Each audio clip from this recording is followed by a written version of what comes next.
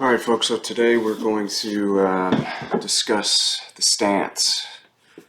The stance, why is it important? Well, it's the start of the swing, right? It's the origination of your bat path. It is setting your body up to successfully see and hit the ball.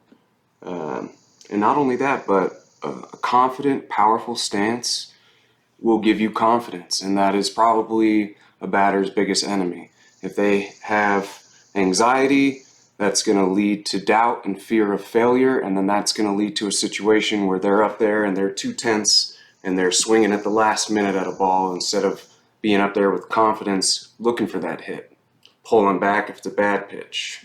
So we're going to start from the bottom up. So with these younger girls, what we're going to do is we're really going to accentuate the wide stance, okay? So what that's going to do is it's going to give us better balance during our hip movement, and it's going to allow us to work our hips back and forth while maintaining that level balance without.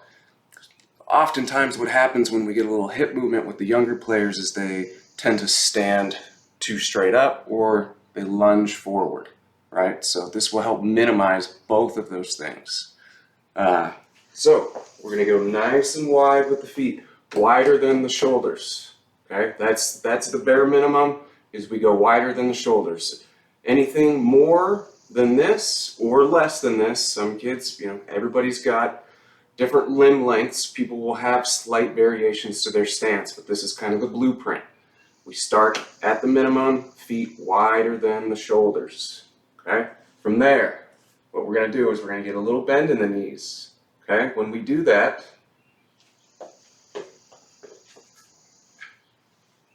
our butt goes back naturally. It should be back here. Butt should be behind the knees. It's not one of these, because sometimes we know when we tell kids to do something, they do it in the most literal sense. So when you say bend your knees and they do this, that's not what we're looking for. We want to see as if they were starting to sit down in a chair. So if I were to sit down here, okay, but that beginning movement, that's it right there. Slight bend, butt back. Now watch my torso when I do that. You can see that my torso goes from being perfectly upright to shifted just slightly over. My chest is just over my knees. Okay? So this is the ideal, this is the optimal body positioning to see the ball and hit the ball.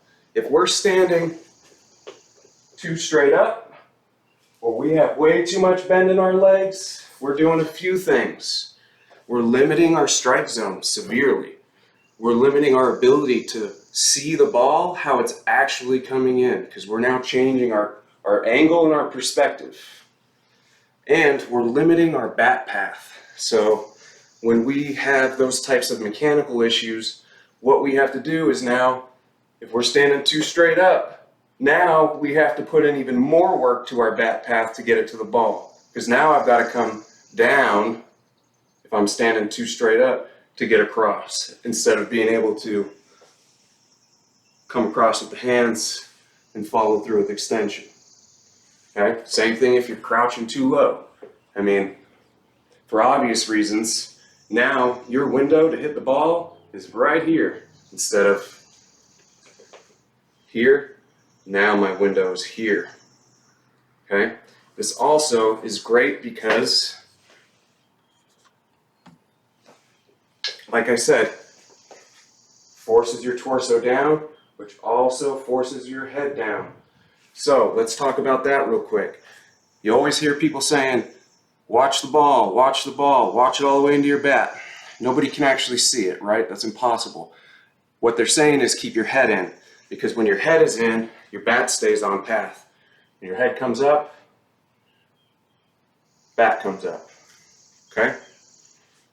So let's go over it again real quick. Nice and wide feet, wider than the shoulders.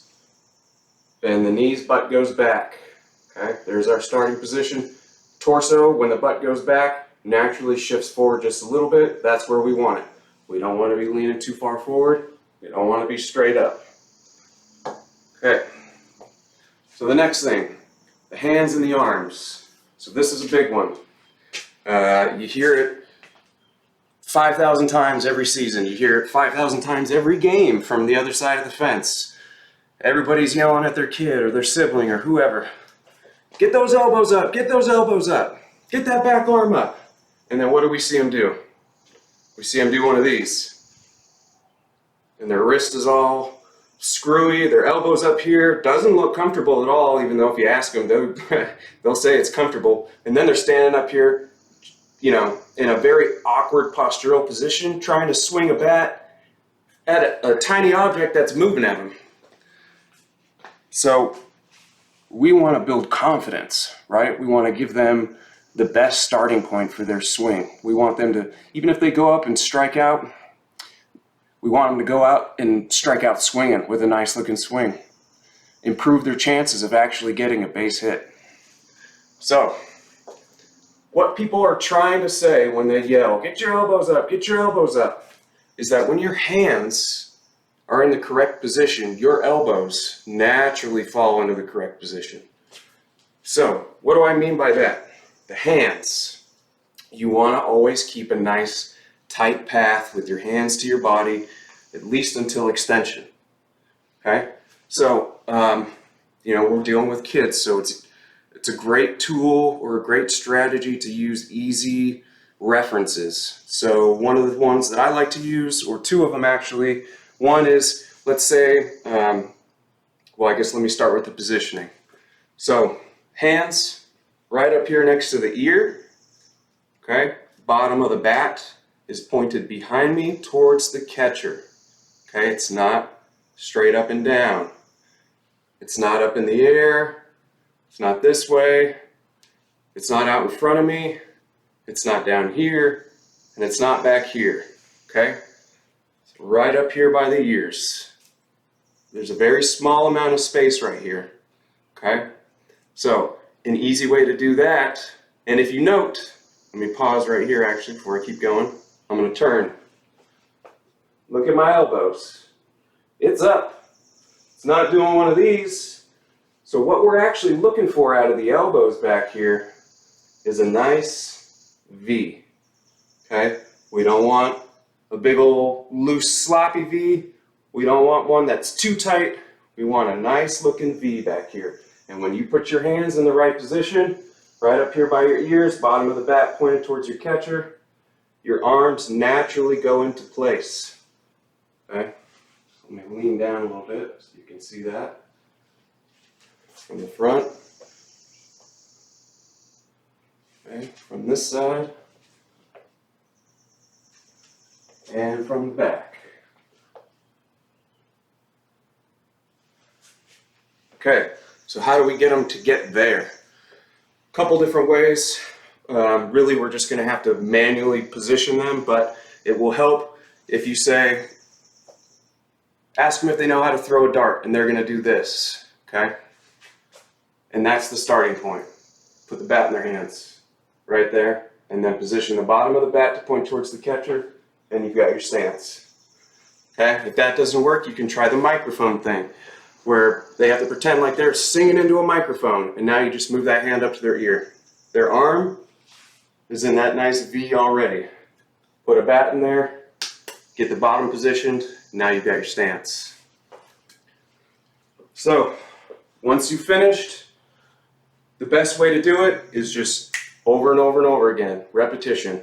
You get them to relax, stand relaxed, tell them to break into their stance. Relax, break into their stance. If you can, get them doing that at least 30, 40 times a day. If we can get them to break into that stance naturally, where it's comfortable and they don't have to think about it, it will make a big difference.